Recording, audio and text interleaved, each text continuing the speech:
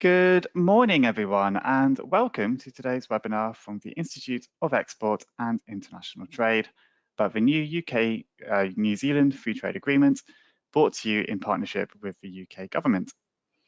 This is the second of two quick-fire webinars we're running this week on the UK's new trade agreements, following a session we ran on the Australia deal yesterday, which I'll be posting the YouTube link to in a moment in the chat.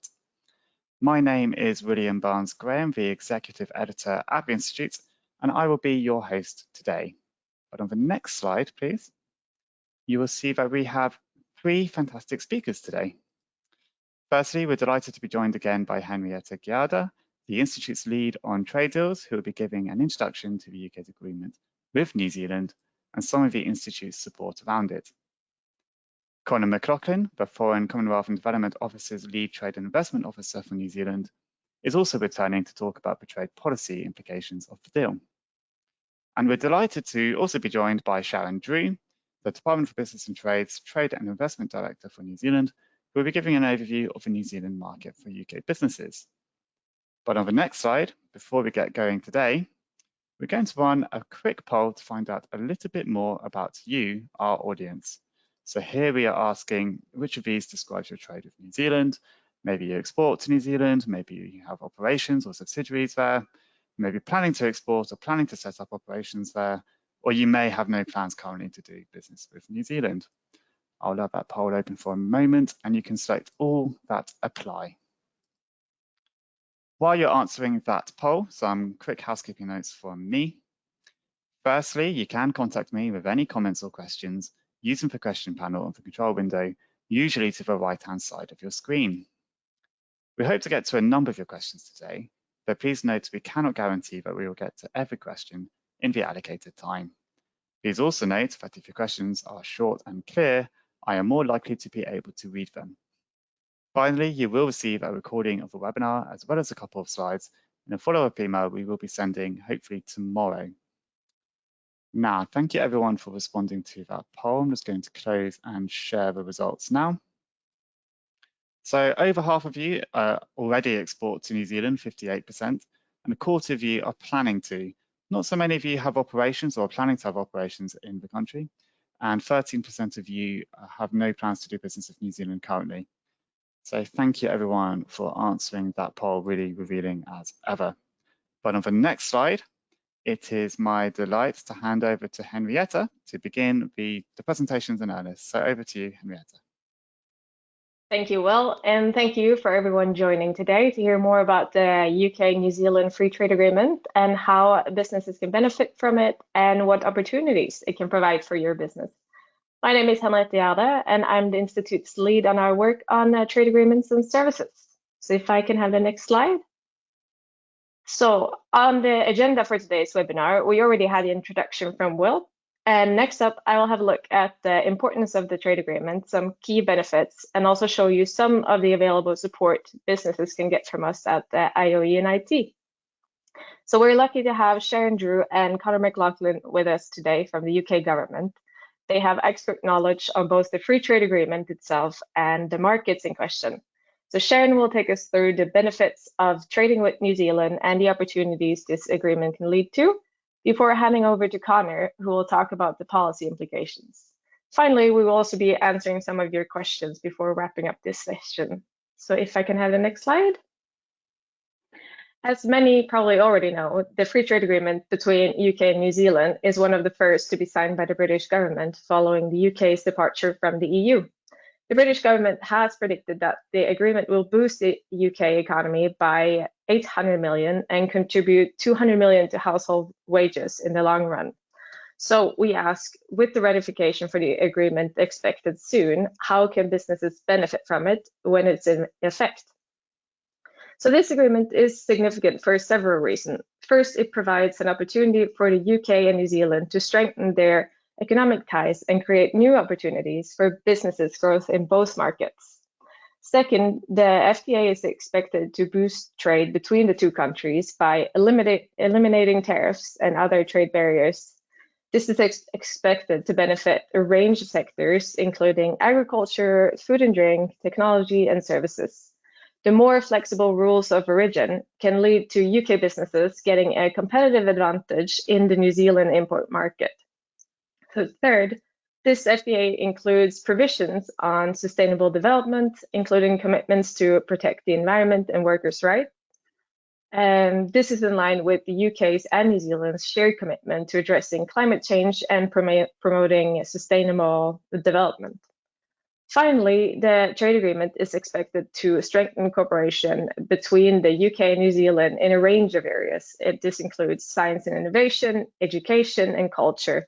So this is expected to deepen the existing ties between the two countries and promote greater understanding and collaboration. So the FTA is important for both the UK and New Zealand, as it provides opportunities to expand trade and investment, it creates jobs, boosts economic growth. And for small and medium-sized enterprises, we'll see red tape cut, including simpler and modern customs procedures, which will save SMEs both time and money when they export to New Zealand. So the agreement will also open up new digital markets for advanced tech and services firms. It will make it easier to export their services to New Zealand. Commitments have been made to simplify e-commerce and the free flow of trusted data. In addition, the agreement will provide greater legal certainty for UK businesses operating in New Zealand. It will establish rules and regulations for trade and investment, which will provide greater predictability and stability for businesses. This is, of course, just some of the benefits. My fellow speakers, Sharon and Connor, will be going more in detail on what the actual benefits for businesses are, what opportunities these leads to for UK businesses, and the policy implications. But before that, if I can have the next slide. We understand that exporting to a new market or expanding your businesses to new markets and new regulations can sometimes seem complicated and hard to understand. So therefore, IOE&IT, we offer a range of support services to our members. So this includes training and qualifications. It's direct support from a large team of consultants and specialists. It's a dedicated help desk for support and events such as webinar, lunchtime learnings, and networking events, both online and in person. So we all urge you to get in touch with us if you have any questions or if you want to learn more about international trade, if you want to enhance your knowledge or get a qualification or just have questions. So that's all from me today. So with this in mind, I'm happy to hand over to you, Sharon. Thanks. Thank you, William and Henrietta.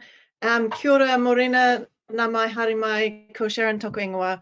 Hi, I'm Sharon Drew. Hello and good morning. I know it's good morning in the UK, it's good evening here.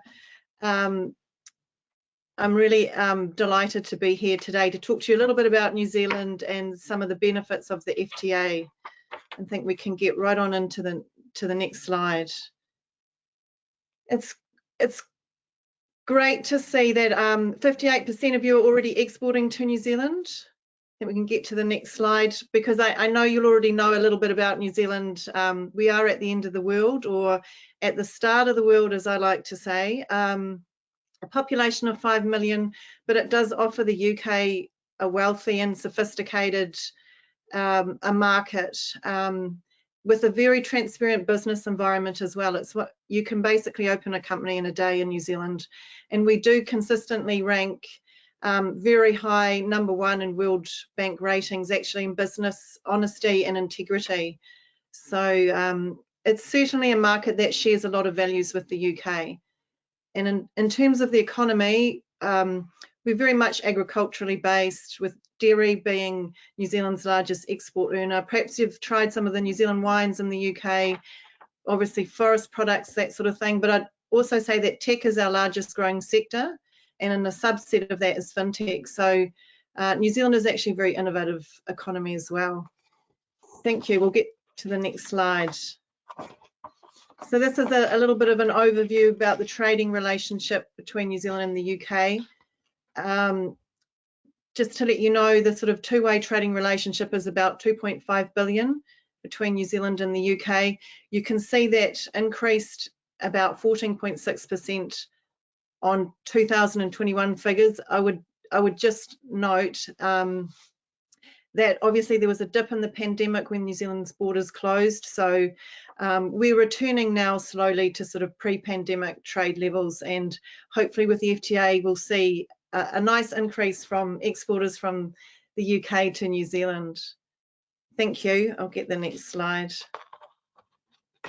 This is an overview of some of the key sectors that we see from the UK to New Zealand. So it's quite well balanced between service exports and goods exports.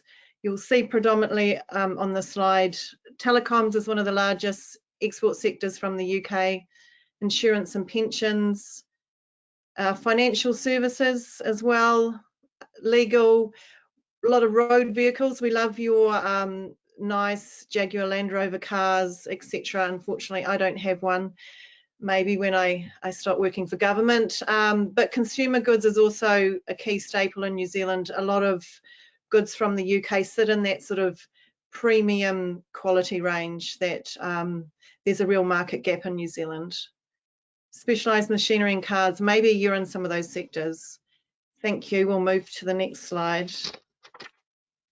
So I think Henrietta mentioned a little bit about the FTA, an introduction. It was signed February last year, following 19 months of negotiation, pretty much over Zoom. So I don't envy any of those negotiators. It will be ratified very shortly, and it is ratified. It will be entered into force very shortly. We're suggesting a spring timetable in the UK. 33 chapters, 3 annexes, 6 associated documents. I could go on. It's a whole lot of reading, but I would encourage you to look at the chapters that are really applicable to your sectors, whether you're potentially strong in financial services or whatever it is. Seek out those chapters and get yourself acquainted with some of the text. It's good bedtime reading. The FTA timetable, we'll move to the next slide, and I can just outline again the process that it takes to get a free trade agreement. They started with intent to launch, like we said, in 2022. The negotiations took place over Zoom, and now we're looking at the FTA entering into force in the UK spring. So it's getting to be that exciting time where hopefully the large majority of you are already exporting to New Zealand can see some benefits. Thank you. I'll move to the next slide. And here's some of those key benefits. Basically, the FTA does modernise and deepen that trading relationship between New Zealand and the UK, and it sets the agenda for future trading relationships. It improves access to goods and services and reduces red tape. So the red tape is mainly around customs procedures. I think it makes it easier for SMEs to get goods cleared more quickly. It opens doors and market access for businesses, especially SMEs, like we mentioned. And the UK can be really proud about this agreement. It's the most comprehensive trade and environment commitments to date, and it recognises the future outlook for trade. So it has provisions in there for digital data, for environmental standards, that sort of thing. Next slide, please. So I guess a lot of you will have questions. What does it really mean for me? Some of the top frequently asked questions that we are receiving is, you know, what is the real advantage of the FTA? For those who are goods manufacturers, it eliminates tariffs on day one, 100% of tariffs from the UK. So that's a fantastic win for, I'm hoping, a lot of you here tonight. Enhanced customs processes. There's agreements for quick turnarounds, 48-hour releases. We'll go into the details later. Improved mobility access to New Zealand for businesses, for their key management, and there's even other provisions around mobility, youth mobility for younger employees, younger meaning up to the age of 35. So just miss out on that one. increasing investment thresholds to increase the ability for UK companies to invest in New Zealand without having to go through cumbersome overseas investment procedures. We've got greater access to New Zealand government procurement, as in that FTA, commitments to support financial innovation and encourage mutual recognition of qualifications. So for engineers, lawyers, accountants, those sort of things, there's a real commitment that it'll be easier for those professionals to move between the two jurisdictions. And like I mentioned, increased improvements for digital trade and free flow of data. Thank you. I'll move to the next slide.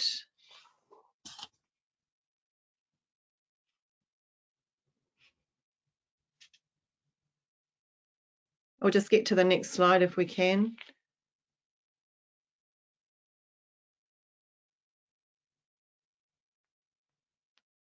It's not. Hi, Sharon. The slides are moving. Oh, okay. Right. So I can't see that, but I'll just small technical glitch. As we say, we are at the end of the world. So I'll just talk through. I have got in front of me, so I'll talk to that. The top, the other top improvements for migration and movement of people. I hope you're on that slide.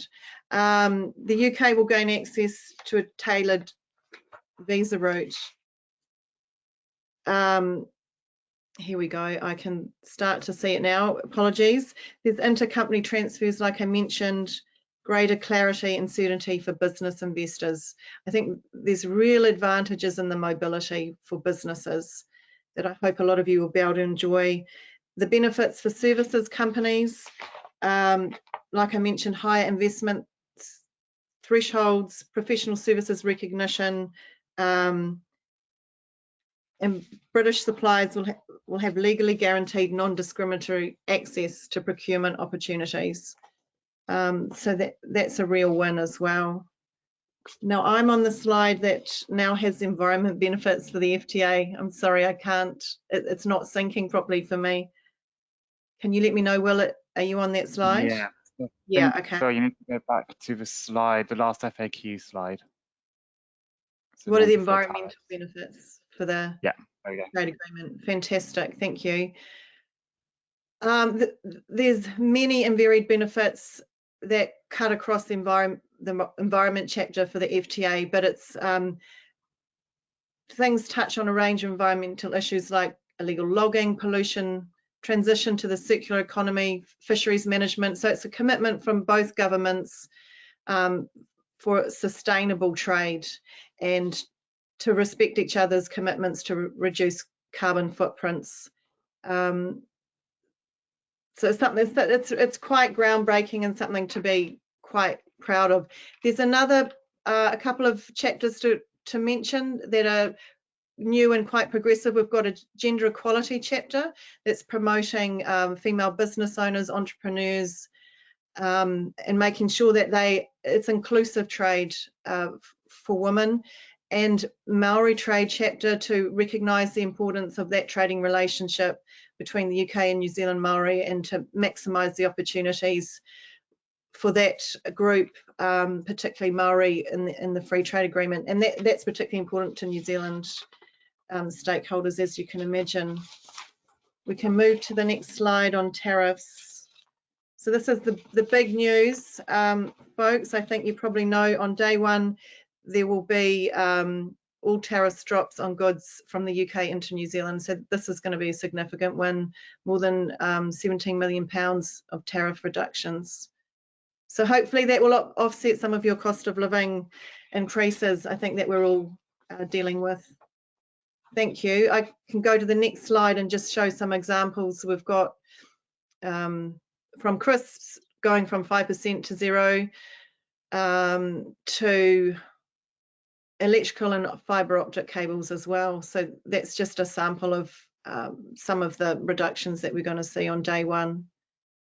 Thank you. We'll move to the next slide. I hope I'm not going too quickly, but there's a lot to cover. Slow me down if you need to. Customs. So this is the exciting bit. This customs can be a headache, obviously, but there's a commitment now to release goods within a 48-hour period, and that's for perishable goods. There is no longer a need for customs brokers, but obviously you may choose to keep your relationship with your customs broker. They have navigated these processes before, and there's going to be some new changes, so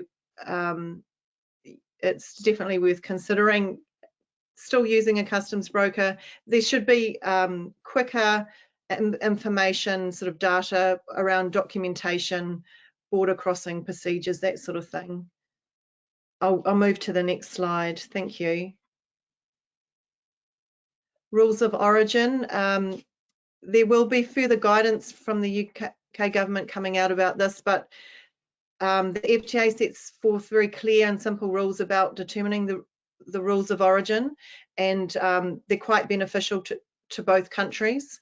It means British producers can continue to source ingredients or inputs from other countries and then ship the final product to New Zealand.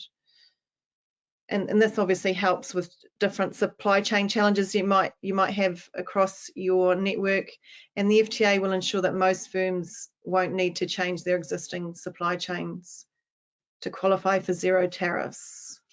Thank you. I'll move to the next slide. Mobility. So this is a key one, particularly if you are thinking of setting up in New Zealand, or you already have an office maybe and you want to bring some personnel. As an example of different visa categories and what's going to happen, I won't go through all of them, but the main probably one is the inter-corporate transfer, where you can also bring a spouse and dependents if you're staying more than 12 months. And the other one I sort of gave a shout out to is the Youth Mobility Working Holiday Maker Scheme. It sits a little bit outside the FTA, but it allows a business with employees under, say, between 18 and 35 to be able to bring them to New Zealand, and they can work for up to 3 years, and that'll come into effect on 1 July. So I think that gives businesses a lot more flexibility. We'll move to the next slide.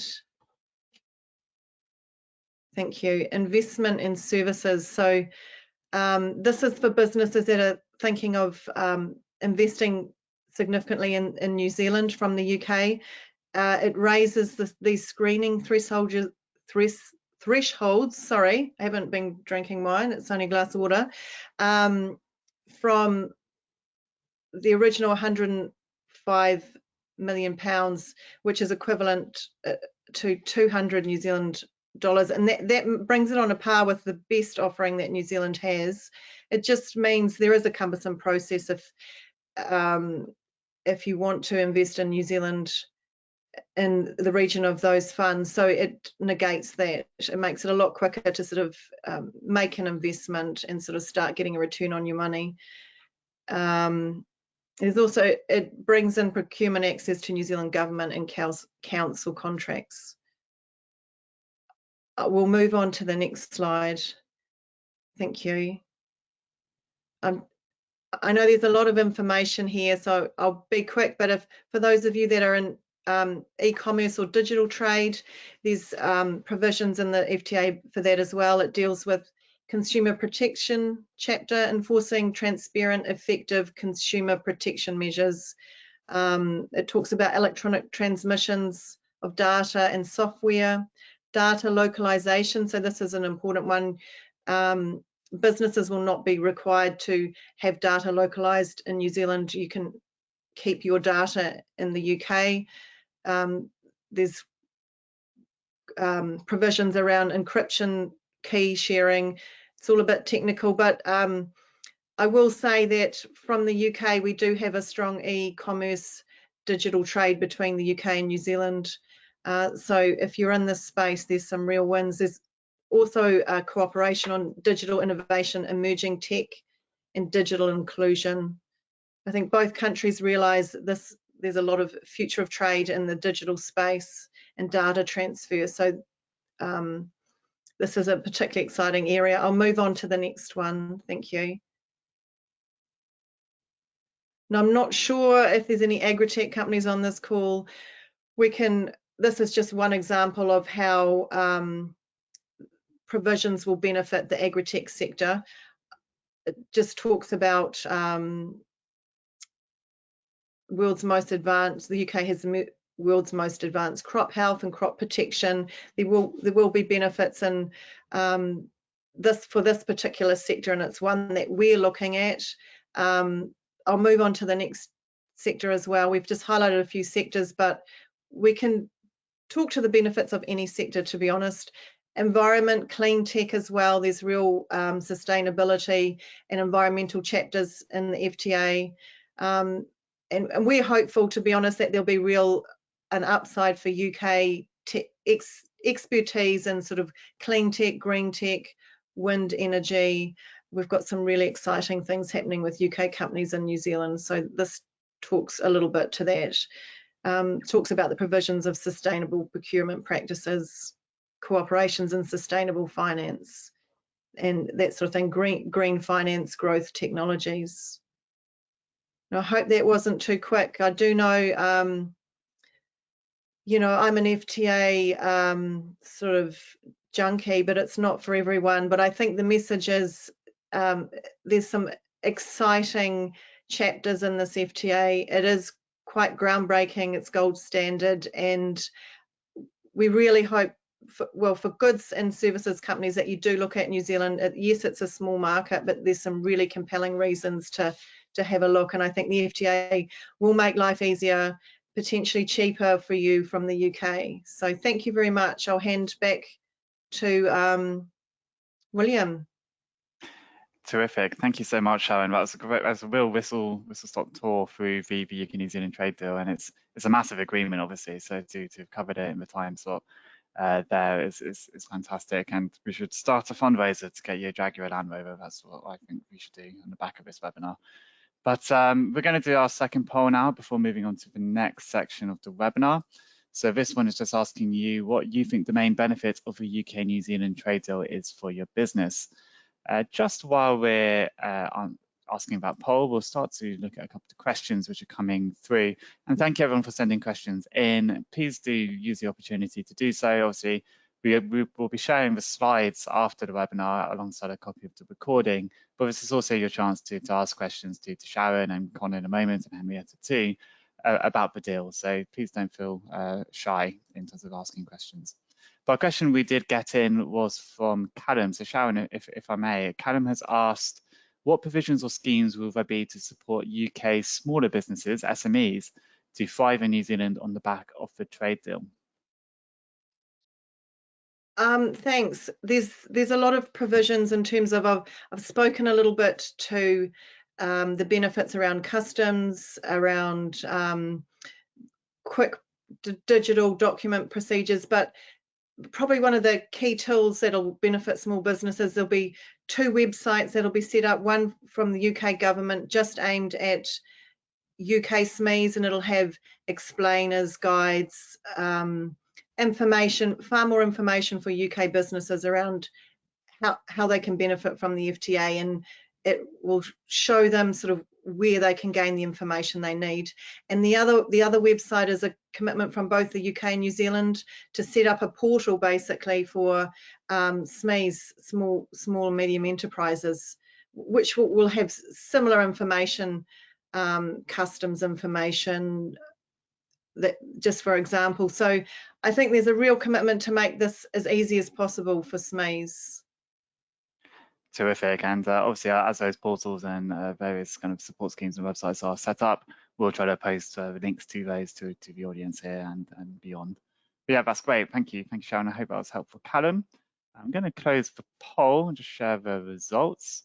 So again, we said this yesterday, but we suspect that we get quite a lot of goods exporters on these webinars, and that may be reflected in the fact that 73% of you say reduced tariffs is the main benefit for your business. Again, that may be unsurprising as well, given that's one of the main purposes of trade deals. But 17% of you do say reduced bureaucracy as well. 8% of you saying other. Please feel free to type in the chat what other means to you. But thank you everyone for responding to that poll, revealing as ever. But on the next slide, it's my delight to hand over to Connor, to Conor McLaughlin to talk through some of the policy implications of the agreement and the negotiation process that preceded it. So Conor, over to you. Alrighty, fantastic. Thanks, Will. So hi, everyone. For those of you who were on the webinar yesterday, who would know me, my name is Conor, and essentially my job is taking 2,000 pages of legal text for the free trade agreement and turning that into sort of practical advice for businesses. So probably with the New Zealand free trade agreement, one thing that we've noted is obviously it goes far from a UK point of view, but this is actually from a New Zealand side of things. This is actually one of the furthest that New Zealand has agreed to, beyond sort of its relationship with Australia, besides its relationship with Australia. So sort of key policy areas which are sort of implemented with the free trade agreement. The first one, which is perhaps overlooked within the grand scheme of things, is the utilisation of the free trade agreement. So probably one of the biggest misconceptions with a free trade agreement is the idea that it's automatic. So once it's sort of entered into force, there is this idea that, you know, British exporters can export to New Zealand and automatically qualify for that 0% tariff.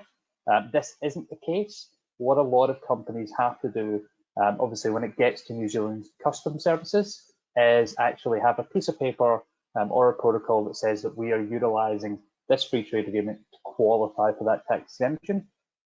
And what we are doing is we are actually chatting with New Zealand Customs Services.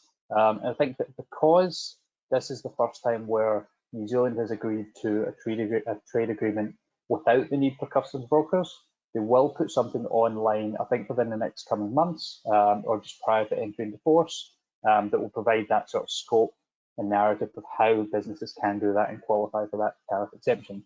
The second thing, perhaps, is on the logistics front, or distance front. As we all know, New Zealand is on the other side of the world, but in the grand scheme of things, generally when you're sending goods from the UK, it does take about 7 days to reach New Zealand. And one of the other things on that side is that on the customs front, that's usually quite streamlined, and it's quite easy to get into New Zealand. The tricky part of this is the biosecurity regulatory front. So a lot of things in New Zealand, given its biosecurity laws, that's where sort of the sticking points come from UK businesses. So what we recommend, and we are working with the New Zealand government on this front, is obviously have market information on logistics companies. So what happens is when sort of a cargo ship or enters a New Zealand port, what happens is there's about 3 days free access to New Zealand. But then what New Zealand customs authorities can do is if the sort of the cargo container has a biosecurity risk, and that's typically within the agri-food and drink space, then they can slap a 7-day sort of waiting period on that front. So that post the 3 days for free, then that would slap, I think it's 250 New Zealand dollars, which is about £110 per day on the business. So then typically what happens is the logistics company says, we shouldn't have to pay that. And then they'll sort of forward that on to the business sending the goods. So that's probably one of the things that we recommend looking into is how do logistics companies that do send things over, how do they sort of frame and structure sort of the cargo containers of how they ship things to New Zealand.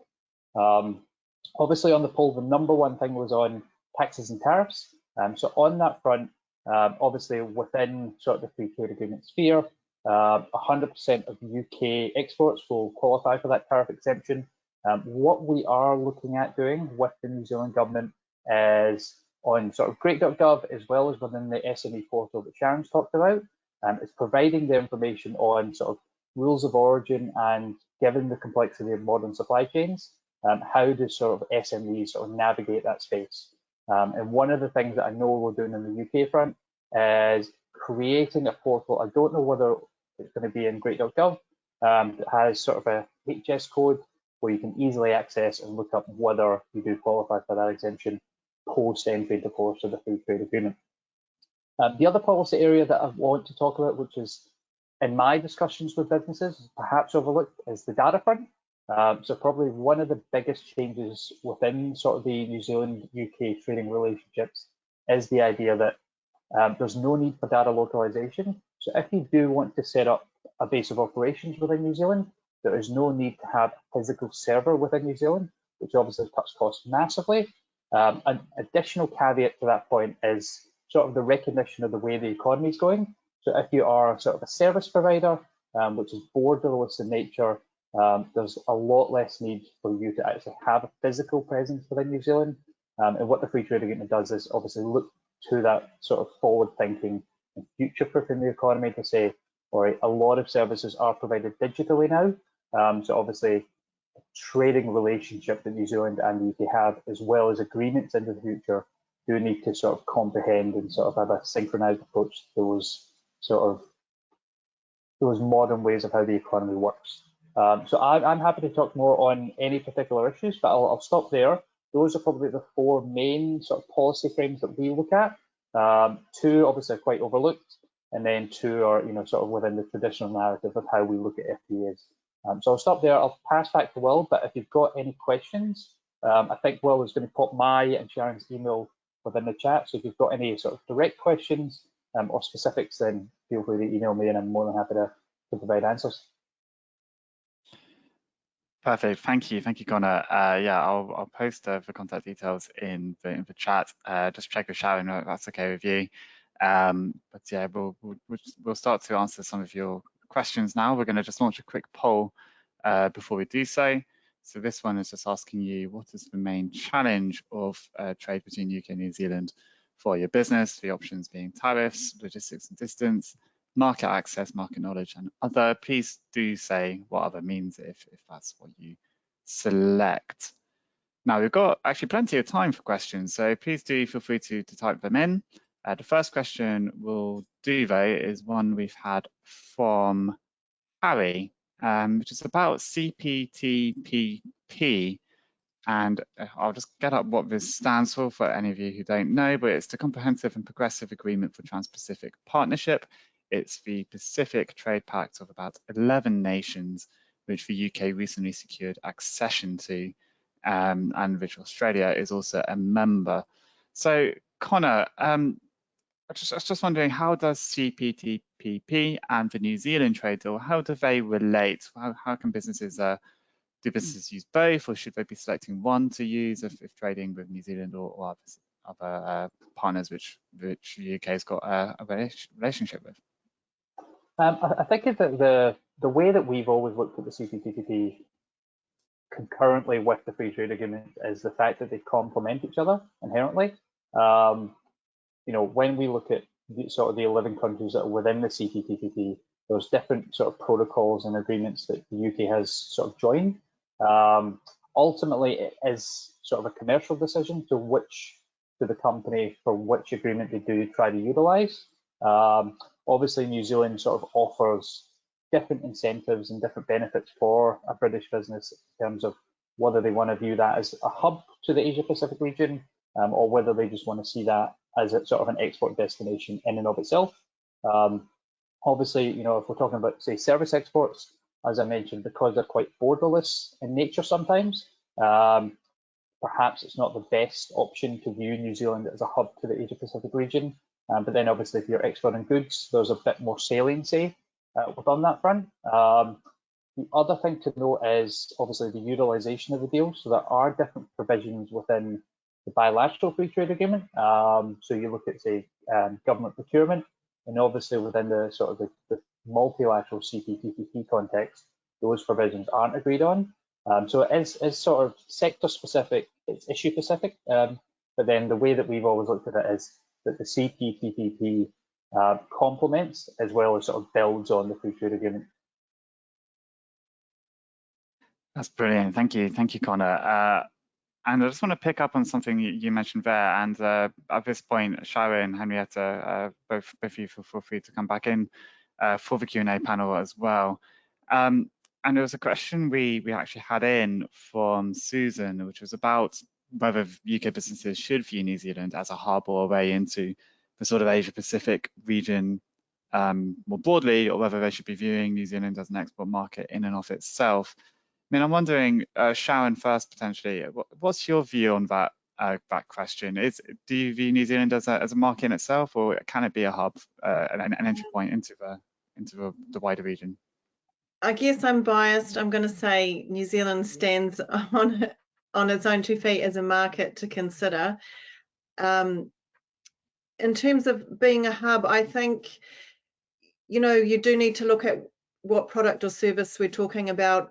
For goods to New Zealand, we're talking shipping from the UK a fair distance, and then if you were to turn around and on ship them, or you know, to other destinations, I'm not sure if that will make commercial sense. I think in a lot of instances now that the UK has ascended to CPTPP, which is pretty hard to say at this time of night, you'll probably find it's just as easy to service a number of those companies from the UK, just because you've got to, you know, people think New Zealand's very close to a lot of these Pacific countries, but we're still a 3-hour flight to Australia, that sort of thing. There's still a fair distance when it's far more spread out region that we're talking about. Then, as we see, some New Zealand companies will set up in the UK and then look to service Europe from the UK.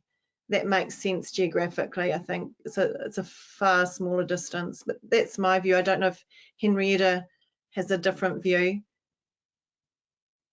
No, I do agree with you there. And I think New Zealand might be a small market compared to some of the bigger markets in the world, but it is a significant market for certain type of products and services. And as well, it's an English-speaking country with a strong economy. So I think New Zealand offers a range of opportunities for UK businesses looking to expand internationally. And also, it is, as you say, it is still a bit of a distance between from New Zealand to the other countries, but it is strategically located in the Asia Pacific region for UK businesses, and that is a growing market with a significant potential for UK businesses.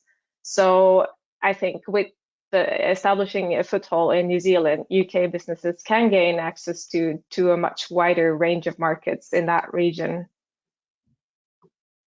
Yeah, I agree.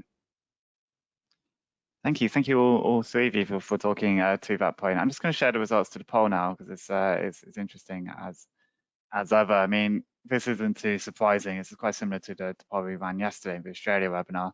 Over half of you say logistics and distance is the main challenge, 52% of you. A fifth of you saying tariffs, so hopefully the trade deal will in time bring that down, but it's still a factor. 15% market knowledge, and then 4% market access, and a few saying other. I mean, just on the point of logistics and distance, it's the obvious hurdle for trade with New Zealand. I mean, I guess to you first, Sharon. I mean, how can businesses overcome that challenge? Is it just completely unavoidable? Are there ways to kind of streamline supply chains or try to compress that distance somehow? What do you advise businesses who say that is their challenge? Yeah, I think I empathise with the people filling out this poll, and it's the feedback we do get that logistics is a challenge, and unfortunately with the pandemic it became more expensive and less reliable, you know, for goods from the UK. Some people sent goods to hit a New Zealand Christmas season. They arrived in January, February. So things are improving. We're definitely seeing sort of container costs coming down and not so much disruption, but it still is a challenge. I wish I could compress the distance and the time zones too, but I think Connor mentioned there's, you know, you need to be aware that with goods coming into New Zealand in containers, there's biosecurity requirements into New Zealand. We're probably more worried that you might bring in biosecurity hazards than other things. So there are ways of maybe talking to a freight forwarder to make sure that your goods are in a container that aren't put in with any other products that might have biohazards. So that's probably one way. Some freight forwarders or can offer that, not all. That's the only thing that I can think of. I think probably some of the companies on this call might have a better first-hand feel of what they can and can't do. But it is a real challenge, I do have to say. Until New Zealand, those supply chain issues work through, it will still be a wee challenge. But we're seeing more international flights, carriers come back into New Zealand. A lot of them exited with the pandemic. We're seeing more shipping services come back on, but there is a lag. So I think people just have to be aware of it. That's the current market conditions, but potentially 18 months from now, 12 to 2 years, even that time frame, things should, I think they should improve. Thanks, Sharon. I mean, kind of that echoes slightly what you were saying yesterday about Australia. Is there anything you'd add to that in terms of how the issues around distance and logistics? Yeah, I think one of when I chat to a lot of ports and logistics companies, obviously it's profit driven, as any company should be. But I think one of the big issues is because New Zealand and Australia aren't seen as a big market in and of itself, in terms of profitability. What happens at a lot of ports is about 80% of the cargo containers within ports are simply empty. And what happens is a lot of the logistics companies hold the containers at Australian and New Zealand ports in an effort to bring them back to the UK to ship them to larger markets, say China and Japan. So I think in that frame, because the size of the market, Australia and New Zealand are inherently at a disadvantage, which then obviously clogs the ports up. And because it's not as streamlined, because obviously they don't have the space to bring in cargo, that sort of creates like a vicious cycle of goods can't come in, and if goods can't come in, it's more expensive to ship goods. Yeah. Great. Thank you both, and I hope that's been helpful to everyone. Let's move on to some more questions. A question in from Rachel about imports. So imports into the UK. Will these be duty free as well? Connor, do you want to start on that one? So New Zealand to UK trade, how does the deal support that as a tariff? Yeah, I can take that one. So obviously 100% of UK goods into New Zealand will be tariff free. In terms of New Zealand goods into the UK, we're at 99.9%. There are a couple of sensitive areas that the UK has sort of negotiated on, mostly within the agri-food and drink. And obviously that will come to 0% over time, but I think a couple of them are 5, 10, and 15-year sort of stage tariff. The big one on that is sheep meat. So that I think that has a 15-year sort of tariff time frame. But other than that, if you're sort of e-commerce services, then 100% from day dot from entry into force. Sharon, anything to add from your side on imports into the UK? Nothing further. I think Connor's right. I think that New Zealand wine might start to get a little bit cheaper. I think that's the good news. But yeah, might have to wait 15 years for the New Zealand lamb.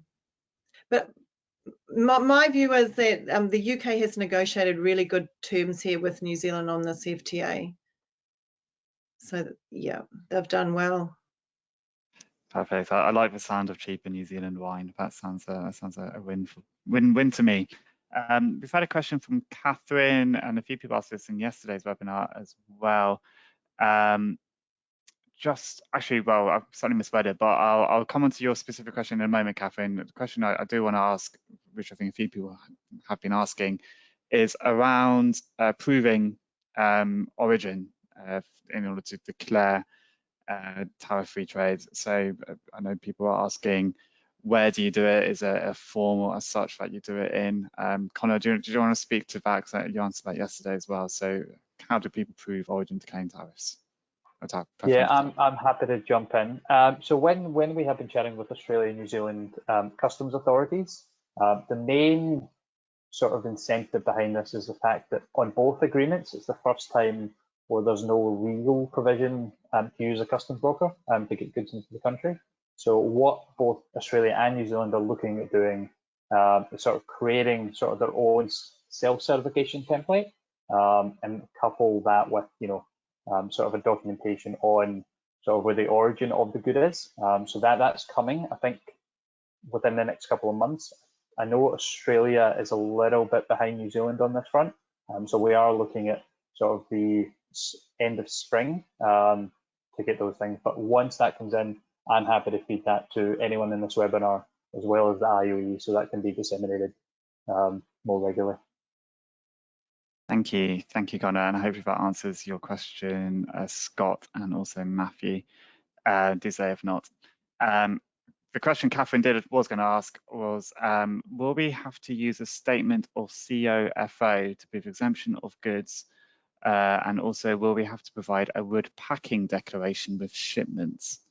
Connor, is that one for you again? Yeah, you just cut out there for a second. Could you repeat the question? Yeah, sure. So Catherine asked, will we have to use a statement or COFO to prove exemption of goods? And will we have to provide a wood packing declaration with shipments? So on that one, so short answer, yes. I know Australia and New Zealand sort of have a different framework of how they're going to do things. But yeah, on that front.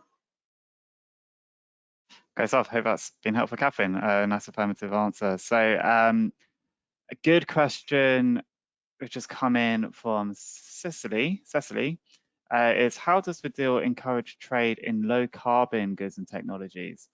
So obviously the deal is very big on the environmental side. So I wonder, Sharon, is that one you want to take on?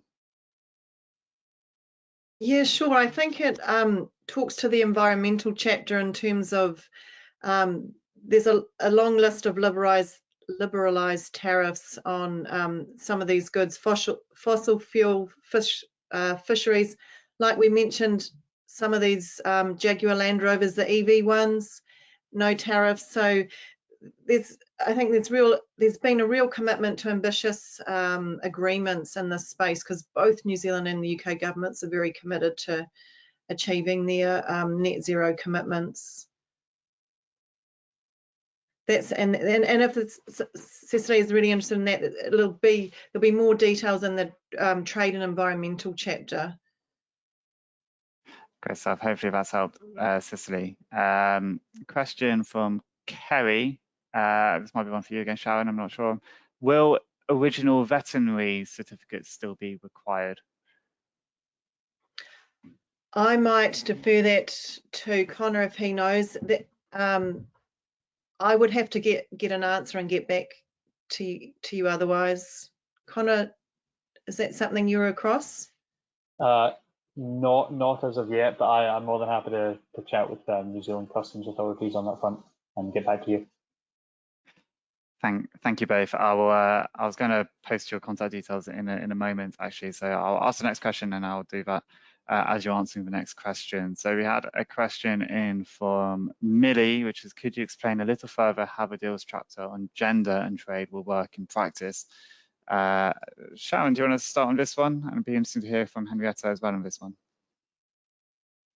Yeah, sure. There's like we said, there's a real commitment for inclusive growth in this free trade agreement. So there's a commitment for financial inclusion for women, and also that women, in addition to SMEs or Maori, particularly other sort of groups that everyone benefits from this. So we're already talking with the New Zealand government about how this might look like in practice, and what sort of programs or support particularly women entrepreneurs might need to benefit from this free trade agreement. Henrietta, I don't know if you've got more to add. Sure, thank you. Yeah, it's very interesting, this the chapter on gender and trade. I think it's great. It has a few commitments in it, and some of the key ways I think this will work in practice is one that's interesting is the gender analysis.